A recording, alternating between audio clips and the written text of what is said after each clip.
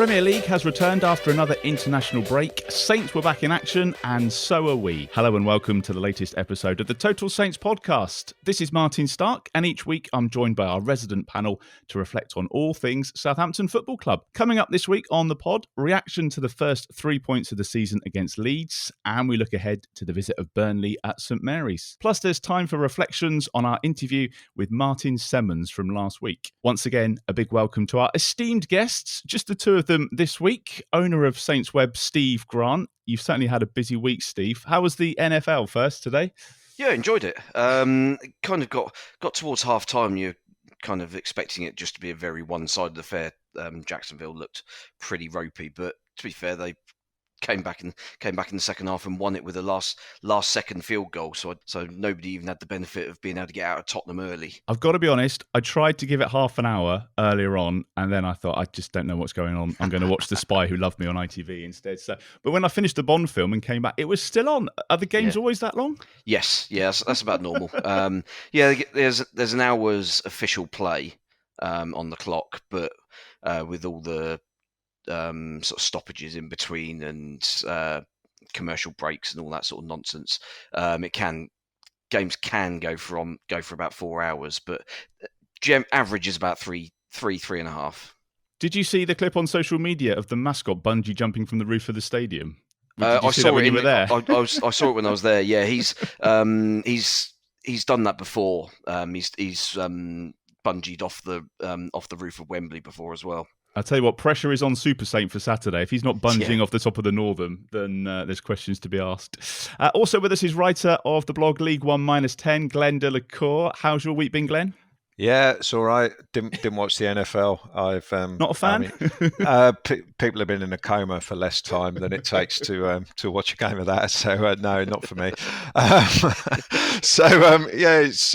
It's been. I've got a very boring life. I go to work and go downstairs, go to work. That's it. Don't see anyone. It's been a good football weekend though, isn't it? Because it has. You know, Saints won, Pompey lost. My son's team won, so it's all cool. So it's been a good weekend for that. We've all got our spring in our step this week. Of course, our biggest hello and thank you is reserved to our Saints patrons. Wherever you're listening this week, it is very much appreciated. Welcome to episode 172 of the Total Saints podcast.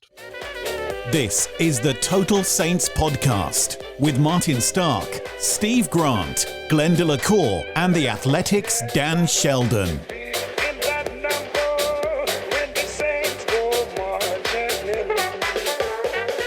Now, before we start, I'd like to wish Mark Atkins, who's one of our patrons, well, after he was taken ill last weekend. I know he's recovering at home. He's probably listening. He's a regular TSP listener, and we're sending all our best wishes to Mark for a speedy recovery. Now, we waited 8 games, but finally we have the first win of the season yesterday against Leeds United. It was never in doubt, was it, Glenn? Discuss.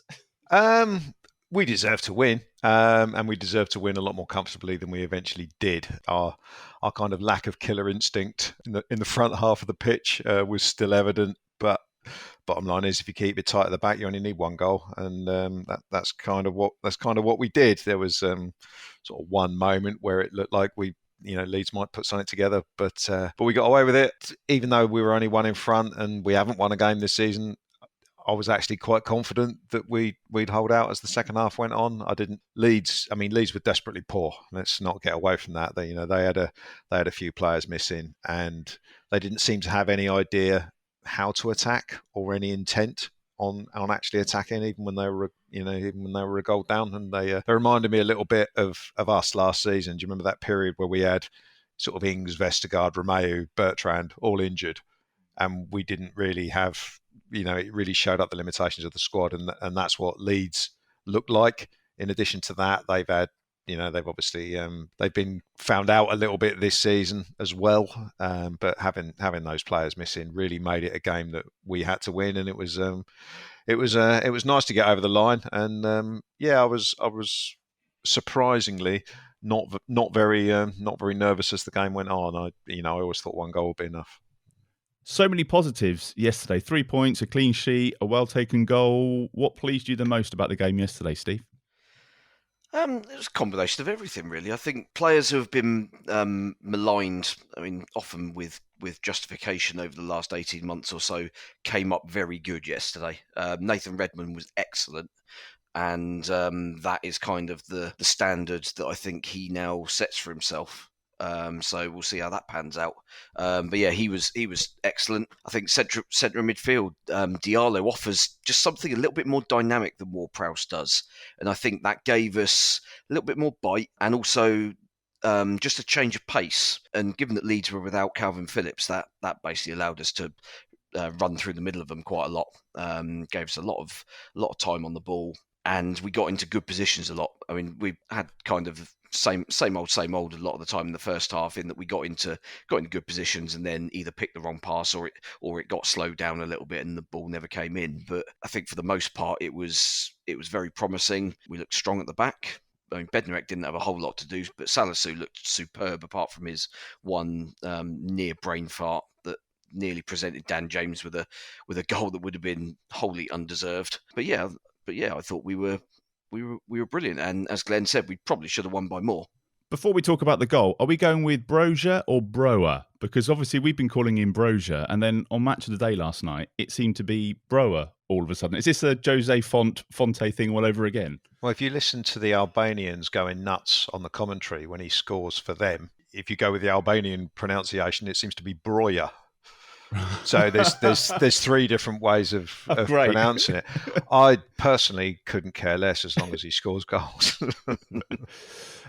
It's always going to be different with our Hampshire accent, so I think I might just stick with Brozier for the time being. First Albanian to score in the Premier League, and you were calling for him to start before the game, Glenn. Yes, because Ralph seems to be going down this route now of having one striker, and he's got everything about him that can make that work, more so than Adam Armstrong.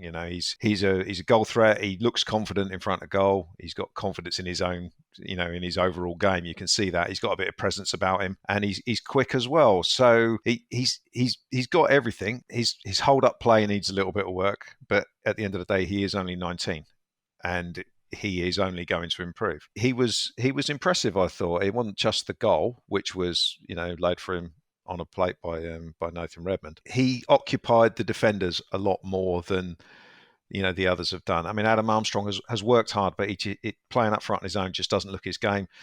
Che Adams doesn't look like he could buy a goal at the moment.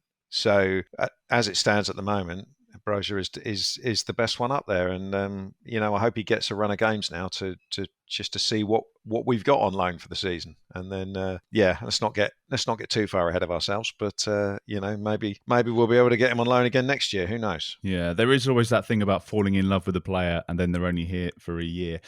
What did you make of the starting lineup yesterday, Steve? Because Adams was obviously injured. Armstrong hasn't scored since the opening day. Ralph said he wasn't panicking, but then he made 5 changes, and we went with that different 2 up front. When you saw that team sheet at 2:00, what was your initial thoughts to that? I was okay with it. I kind of thought, well, if Stuart Armstrong is fully fit, then I think he might have started, but he's clearly not quite there yet. But I mean, you saw with his cameo yesterday, I mean, how long was he on? 10-15 minutes? Just the difference that he makes to our attack, and we were able to string so much more together in that period that he was on the pitch going forward. But I thought I was reasonably happy with the system. It was just a case of how the individuals performed in it. I mean, Djenepo once again was maddeningly brilliant in certain aspects and brilliantly mad in others. Defensively, he offers a lot of support, and that allowed Perraud to get forward a lot more than we've seen in previous games. I thought both fullbacks were given a lot of license, and that was largely because we kind of almost had a 5-man midfield, so it gave them plenty of cover. And that kind of freed them up a little bit, and I think that's probably a decent blueprint for us going forwards. I think it'll be interesting to see what we do when Prowsey's back from suspension, because I mean, you would imagine he goes straight back into the team. But is there a bit of a reshuffle, possibly? Because I mean, Diallo's performance was outstanding, I thought. It was a slow start to the game, though, Glenn, wasn't it? Do you think we were maybe a little bit rusty after the international break? I think it always tends to be that way after the international break. It seems like about the 5th international break that we've had this season. We're gonna be There's having them another- up. there's We're gonna be another one having coming, isn't Oh there? no, we're going to be having them at half time soon. They're just dreadful, just all the time, and then we have to sit and watch England for 2 games. Steve gets a nice little holiday out of it. That's the only good thing.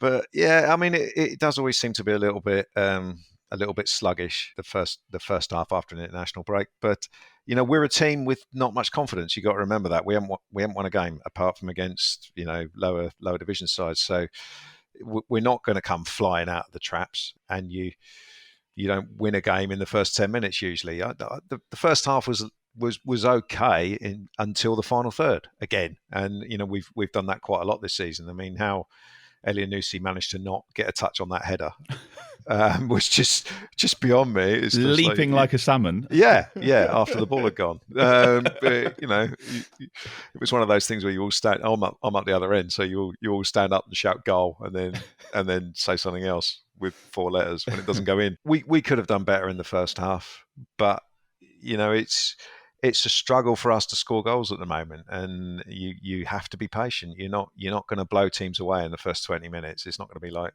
Liverpool were at Watford yesterday, where they're 3-0 up and the game's done after half an hour.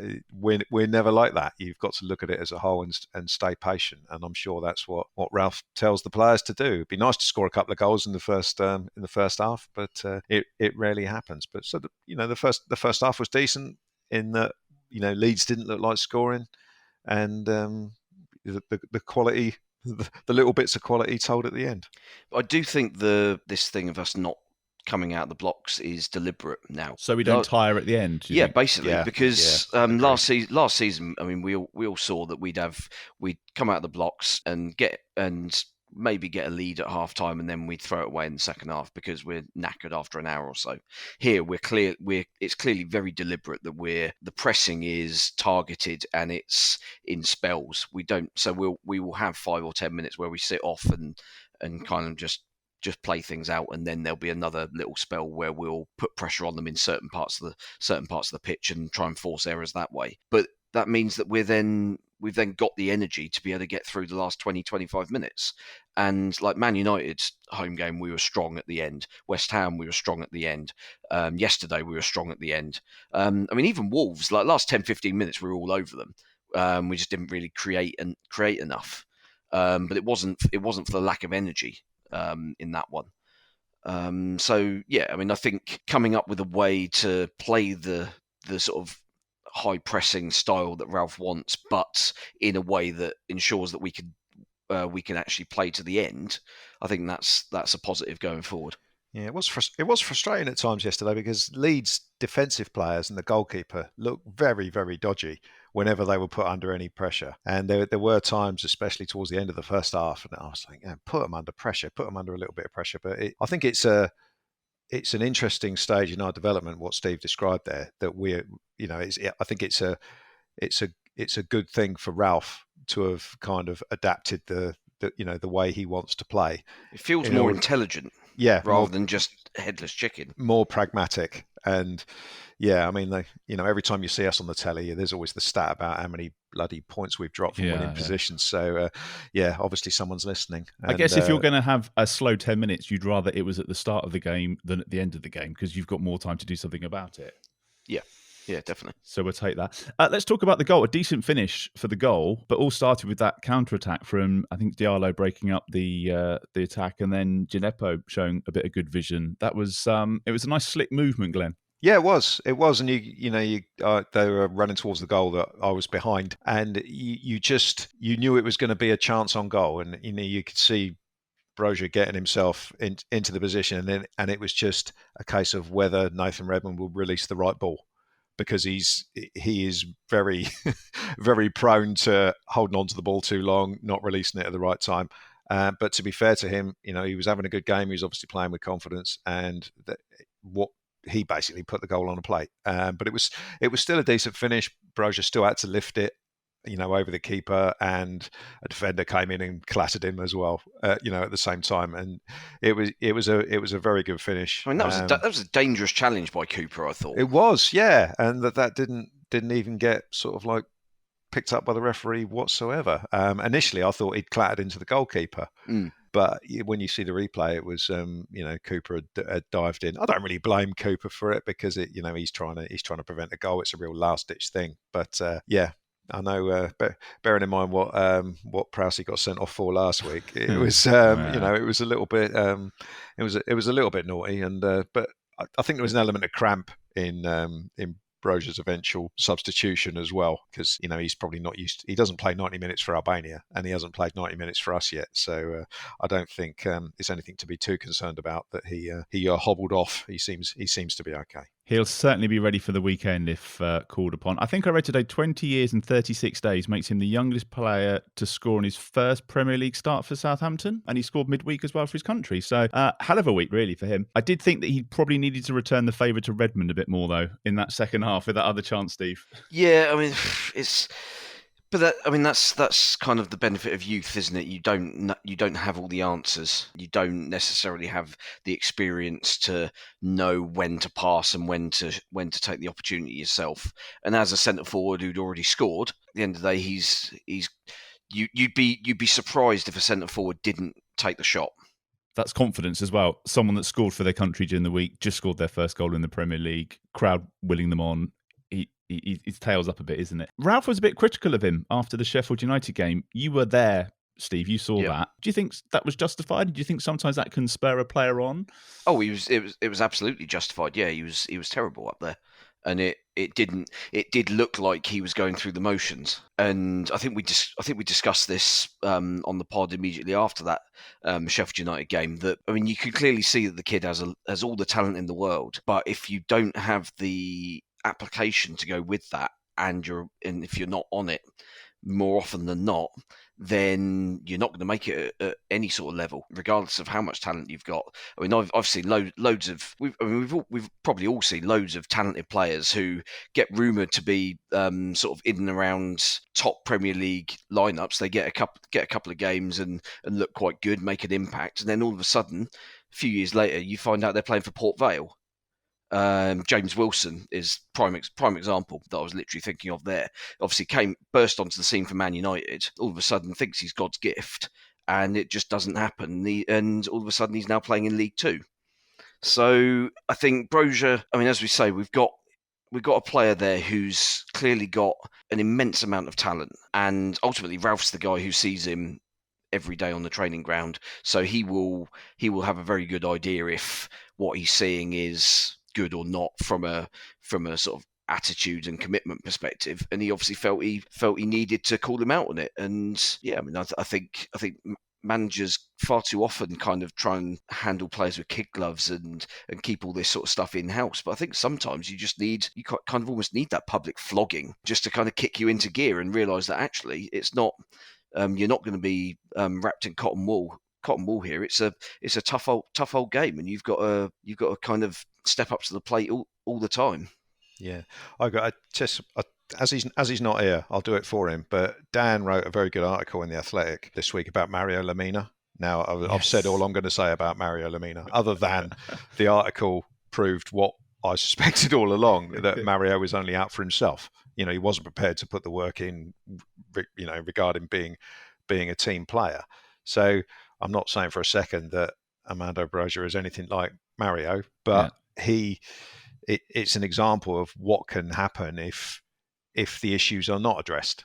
The player was around Saints for 3 years, and obviously no one could get him to do, could get him to think the right way to be a useful member of the squad. And eventually they've ended up sort of like taking a loss on him. So that's what can happen if you don't sort these things out. A gentle nudge in the right direction will hopefully sort the lad out. A word on Nathan Redmond. I think a few people would have had to eat their words yesterday. I saw lots of people getting upset that he was starting. I thought yesterday he was brilliant. I thought he was confident. He was quite decisive when he had to be. You could see how much it meant to him at the end to win as well. I think in the absence of James Ward-Prowse, he kind of had to step up and lead from example a little bit. I know we've been, I think, fair in our criticism of him, but yesterday I thought he was one of his best games for a while. Yeah, I think so. I'll take that one. And I'll let Glenn repent shortly. No, he was superb yesterday. As I said at the top of the show, I think it's been so frustrating seeing a player that can perform and has the track record of doing it, but kind of like 3 years ago now was his player of the season. And it's just been so immensely frustrating to see that he only kind of can bring in those performances once every 10, 15 games, if that, and he'd kind of be all right for a few in between, and then there'd be a handful way throwing an absolute stinker. Again, similar with Brozier, the key is consistency. Can he replicate that performance against Burnley next week? Who knows? Maybe. I mean, Burnley don't look any great shakes at the moment, that's for sure. So there's an opportunity there to put back-to-back good performances together. And once you put two together, then all of a sudden you've got the confidence, and maybe you can put 3, 4, 5 together. He's always been a streaky player, even when he was coming through the ranks at Birmingham, even like as a 16, 17-year-old, and he was playing in their Europa League team. He'd sort of have 2 or 3 great games, and then he'd go off the boil for a while. So they take him out of the firing line, which you can do as a younger player. But now he's one of our senior pros. You've kind of got to be pulling those better performances out more often than not. So hopefully, yesterday was the start of a resurgence. That'd be nice. But we've been here before. We've been here before. He had a couple of great games last season as well, albeit against Bournemouth, who were in the Championship, and then he played well against Sheffield United the following week, who of course got relegated by a mile. It's the old one swallow does not make a summer. He needs to do it more often, and he needs to do it against some decent sides, and he will know that. I think he's 27 now. So again, echoing what Steve said, he's got to be a consistent player.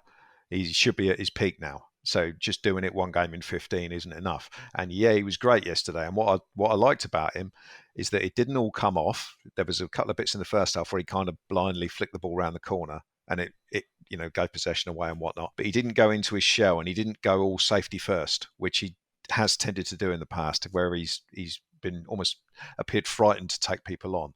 He stayed positive all game, and he had an intent to go forward all game. Another thing I find interesting about him is that a few players have mentioned him now as being a real sort of like positive influence. Brozier was mentioning it yesterday, and that's that's a good thing, and that's the sort of thing that you probably don't pick up on when you're watching the game. But if he plays like he played yesterday, he's 100% worth a place in the team. But he can't go back. He can't go back to what being this inconsistent player who does nothing for the next 10 games sort of thing. So let's hope with the run of fixtures that we've got, the opposition that we've got in the next 3 or 4 games, let's hope that suits him, and let's hope that he does carry on the good work that he did yesterday. Glenn, last week you said about the number 10s, and you said that would be key yesterday. You mentioned how important that was going to be if we were going to unlock leads. Djenepo and Elyounoussi yesterday, did they do enough for you?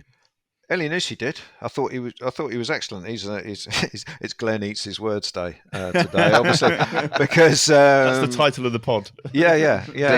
Glenn eats his words instead of his dinner. Yeah, absolutely. Yeah, I'm still waiting for me dinner, but no, he was good again. Apparently, he was a bit under the weather as well. Had been ill before the game and whatnot. But I thought he had a really solid game. There are times when he just looks like a really, really good footballer. And I still feel there's a lot more to come from him. Whereas when he was here, before he went on loan to Celtic, I just thought the guy was useless. I really did. But he does seem to have something. And I think Ralph made a very good point about picking players who, like Brozier did well for Albania, Elyounoussi did well for Norway. It was certainly worth a place in the side, and it's up to him. But he should be able to stay in the side at the moment. And if he plays like that, he certainly will do. Djenepo, he had a hand in the goal, but I thought he was average. And as Steve said earlier, the difference in the attacking play once Stuart Armstrong came on was massive.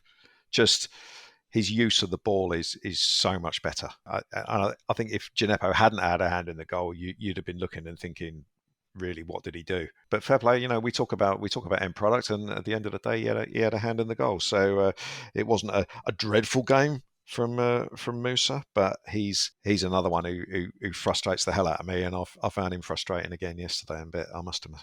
Let's talk about the clean sheet and the defensive performance. Salazar, another great game, I thought. So strong, possibly his best display in a Saints shirt. Man of the match, there was that one mistake you mentioned earlier, Steve, but in all, I thought another commanding performance at the back. Yeah, he's a player that's not going to be with us for much longer.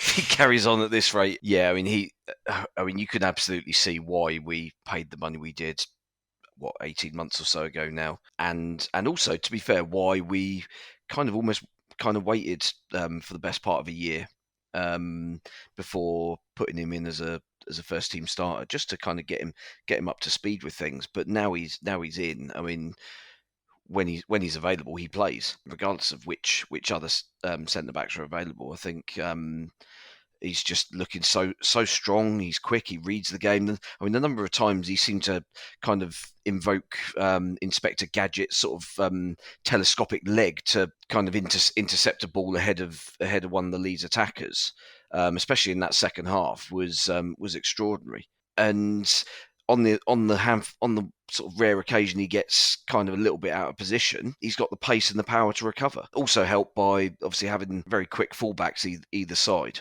I mean, Bednarek's not particularly quick, as we know, but the fullbacks are always on hand to cover as well when needed.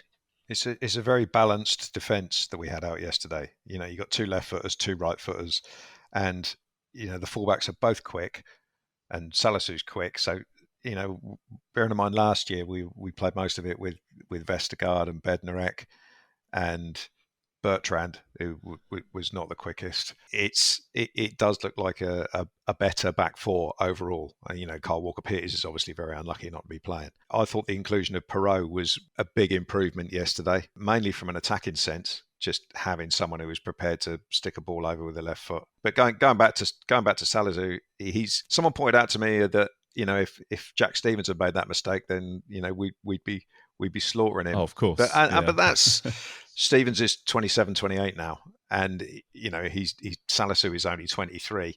But what I like about him is the fact that he literally tries to dominate the attackers. I mean, Leeds had Rodrigo up front, didn't they? Who's, you know, he's in and around the Spanish national team, so he's no mug, and I didn't even notice him, to be honest. He got substituted, and I didn't even notice that.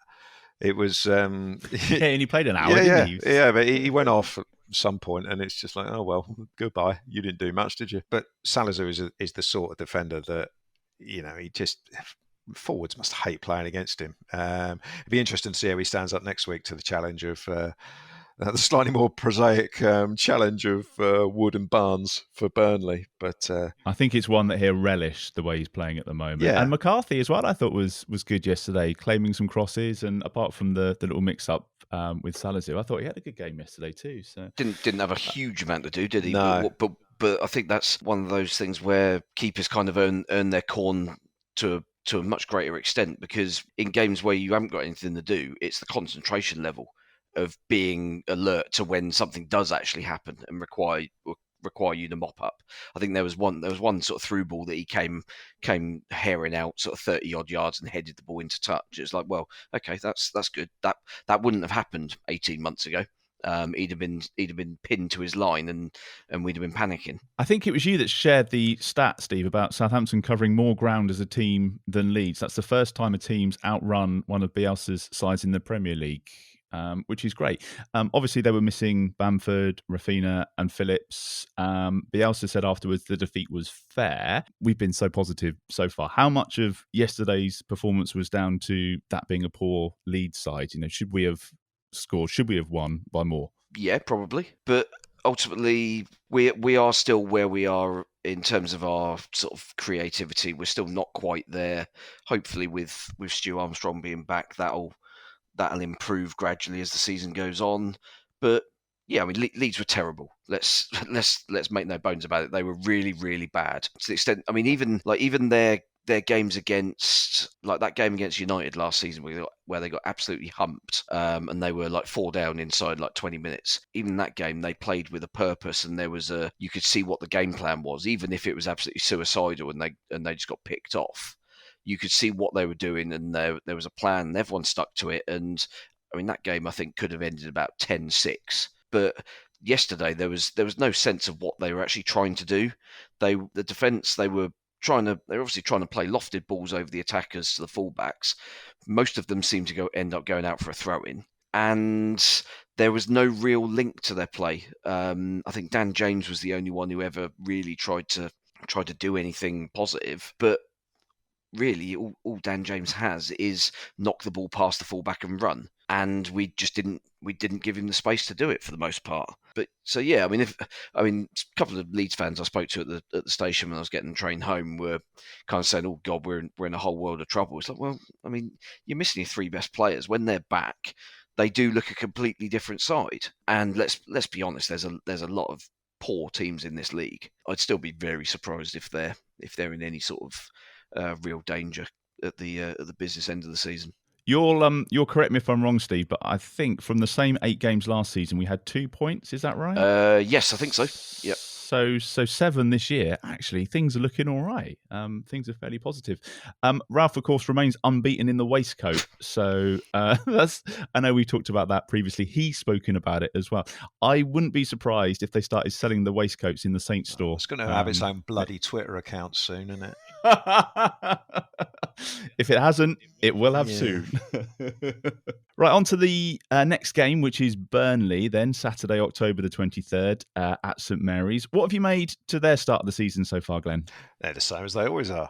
There's nothing different about them. I think they've got one new player, Maxwell Cornet.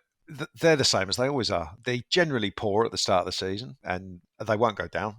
I don't care what anyone says. They will not go down because they never do.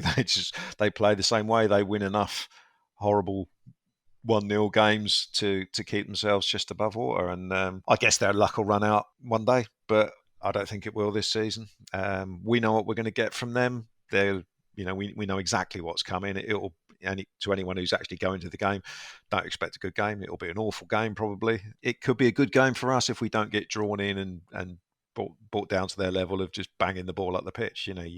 It's going to be an ugly game. You have to win the first balls, and then you have to win the second balls as they drop, because that's how they play. Personally, I think we're quite well set up to play against them with the players we've got. Our centre halves are both good in the air, and we'll have Romeu sat in front of them and Diallo to pick up the scraps. So hopefully it's another game that we can get 3 points out of. But they need a win, though, don't they, Steve? So do you think that might play into our hands a bit? Do you think they might come out and attack a bit more rather than sitting deep? It's certainly going to be a different game to what we've been used to. Well, given that they don't seem to have won at home for about 3 decades, I think they're possibly going to have to start targeting some of the away games. And I mean, let's be honest, their trip to us is going to be one that they'll see as one of their more winnable games. Absolutely. They've won down here a few times before with, as Glenn says, horrible, turgid, proper sort of just percentages football. But actually, sometimes we played them. They've actually there was one game they actually outpassed us, which was like, sorry, how has this happened? But they just look. I mean, I know they've always generally started the season badly, but they've looked particularly weak this year. I mean, they obviously gave up Norwich's first point in the season the other week, and I mean, it's quite impressive for a team to look even more anemic going forward than we do. And yeah, I mean, obviously stick your money on 4-3 now, but it just doesn't look like. I mean, where are their goals coming from? I mean, with us, we've got players who on their day can produce something out of nothing, and occasionally two or three players will string something together and will look like a team that can create quite a lot. But Burnley, because their system is so targeted towards balls into the box, whether it's from open play or from set pieces, if you could defend against that, where is their threat coming from, other than you literally presenting them the ball like 10 yards from goal? Which, I mean, let's be honest, we wouldn't put it past one of our players doing that at some point. It's happened before. But yeah, as long as you can keep your concentration, keep your heads, and play your own game, and that's part of the battle with Burnley, with people like Barnes, who's a niggly little thing, and Chris Wood isn't quite so niggly, but he's just massive. If you can avoid getting pulled into sort of silly little battles and maintain your focus, then there shouldn't be a whole lot to worry about. Is Stuart Armstrong back at the right time, Glenn? Is this the sort of game where he'll be able to open up that defence? I don't think it matters what game, to be honest. I think Stuart Armstrong, if he's fit, we need him in the team because he just adds that creativity that we just don't have without him. Will he play against Burnley? I don't know. It depends on his fitness. I would hope that after another week he would be up to speed. But then it equally wouldn't surprise me if we went with exactly the same lineup that we had yesterday. And Armstrong is used as a substitute later in the game if we need him. It just depends how his fitness goes during the week. I honestly don't see many changes apart from maybe him for Djenepo. But other than that, I think it'll be the same lineup. Well, a win and we can start looking at the table and we start talking about momentum, so that's good. Unfortunately, I need to admit that, Glenn, you got the lead score right in the predictions, which so I think Dan got one right. Did Dan call the Newcastle game earlier in the season, didn't he? And you said it was going to be a scrappy game and you said that we'd nick it 1-0. So yeah, I did quite well there, didn't I? You did very well indeed, actually. Yeah, you did very well. I'll give you the honour of going first then with the predictions for the Burnley game. Okay. What do you reckon? Horrible game. Horrible game. I think we'll win it 2-1. 2-1. All right. Steve, how do you see the game going? Well, I don't see 3 goals, that's for sure. I think we'll win, and it will be ugly as hell, but we'll win 1-0. This is the Total Saints podcast, proudly underpinned by our TSP patrons. Yes, I want to be in that number when the Saints go marching in. One of the other stories this week is that Ralph Hasenhüttl has been charged by the FA over his comments after the 3-1 defeat at Chelsea. This is presumably when James Ward-Prowse was sent off. What do you make of that, Glenn? Load of absolute load of as far as I can work out, having watched what he said, he said that Mike Dean has sent off 3 of our players recently with or without VAR, which is a fact. So just stating that can't be an issue. Are you going all Rafa Benitez on us here? Yeah, maybe. Facts. Facts. And he said that once it the thing he said that was contentious, or that they will have picked up on, is that he said that once it went to VAR and it was Mike Dean, we knew it was going to be a red card. Which, again, as far as I'm concerned, that's a fact. As soon as they slow it down, slow it down and just show that little part, the incident and Jorginho folding himself in half, it was always going to be a red card. I mean, I don't know if we've got any listeners who don't support Saints, who maybe support one of the top 6. Maybe we should. The big 6. Maybe we should explain what a disrepute charge is. It's something that a manager who manages one of the other 14 will get if they imply bias by an official. I mean, Klopp, he had that big rant about Man United getting loads of penalties just before, and they stopped getting penalties and nothing happened to him. Guardiola goes nuts on the touchline every single week, and nothing ever happens. So yeah, if you are a supporter of one of the big 6, that's what a disrepute charge is. It's it's something that other teams get. There is every chance that by the time you're listening to this, the club have appealed or the FA have seen sense. Steve, you made a really good point when we were chatting about this before we started recording, about the fact that it was almost just taken out of context. I wonder whether the FA people have actually watched the video and seen the tone with which he said those words, or whether they're going off the written word, where you obviously can't tell whether someone's being sarcastic or not. And I think if you read the words literally, then it very clearly implies that Mike Dean is biased against us and continually gives rubbish decisions against us. Which, I mean, we all know to be a fact, but we know that in FA world you're not allowed to imply corruption or you're not allowed to have an opinion. Or, almost that's kind of where we're getting at, isn't it? A manager can't pretty much. express Yeah, an I mean, opinion. it's kind of sterile. In which case, what's the point in having post-match interviews? It's what.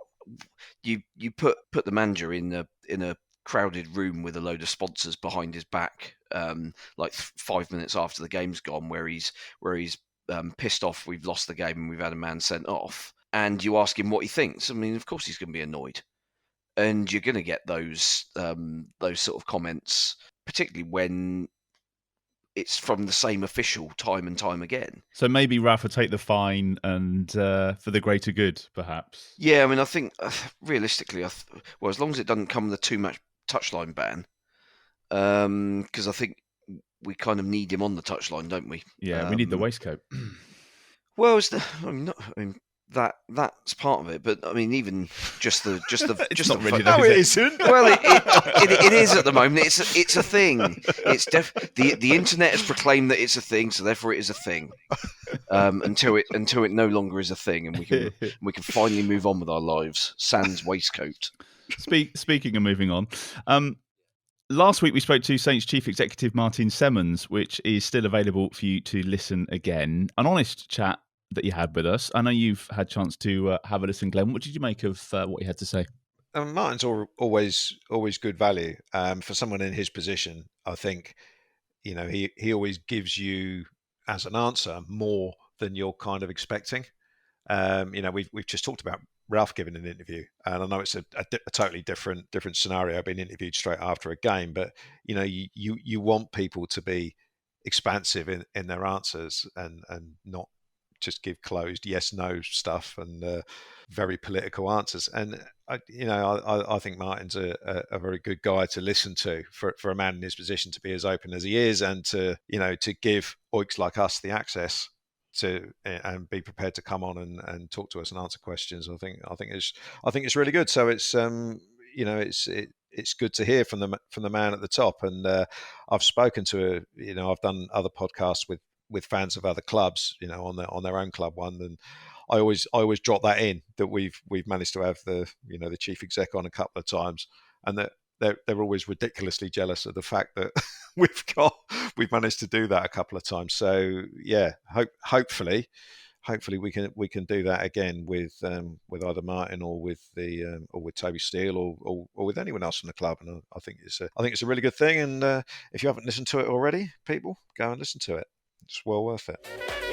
You're listening to the Total Saints podcast, going to the heart of all things Saints FC. Yes, I want to be in that number when the Saints go marching in. Weekly shouts to patrons. Hi to Colt and to Dave and to Ed and to Phil Cook. They're in our Matt Letizia tier. In fact, we were able to put one of Colt's questions to Martin Semmens last week. So thanks for that, Colt. I hope you managed to hear that. Nick Reed is in our Francis Benali tier as well. Thank you, Nick, for your ongoing support. That's pretty much about it for episode 172. My thanks as always to Steve and to Glenn. Thanks for your time tonight, boys. No worries. The good news is I'm off next week, but Dan is going to be back. So it's like our very own version of squad rotation. You'll have to tune in next week to see who's off the bench and playing for the first team. To find out more about becoming a TSP patron, you can check out the website where you can join our Bobby Stokes tier for just £5 a month. And don't forget, you can find all the recent episodes of the Total Saints podcast, including that interview we did with Martin Semmens. You can find those on our YouTube channel. So do check that out and hit subscribe whilst you're there. Don't forget to follow this podcast wherever you're listening. And if that's on Apple Podcasts, you can always leave us a review and a rating. And if you'd like to get in touch during the week, maybe discuss any of the things that we've mentioned this week, it's on the socials at Total Saints Pod, and that's on Twitter and Facebook, or you can drop us an email via the website. Thank you for listening and have a great week. 'Cause we are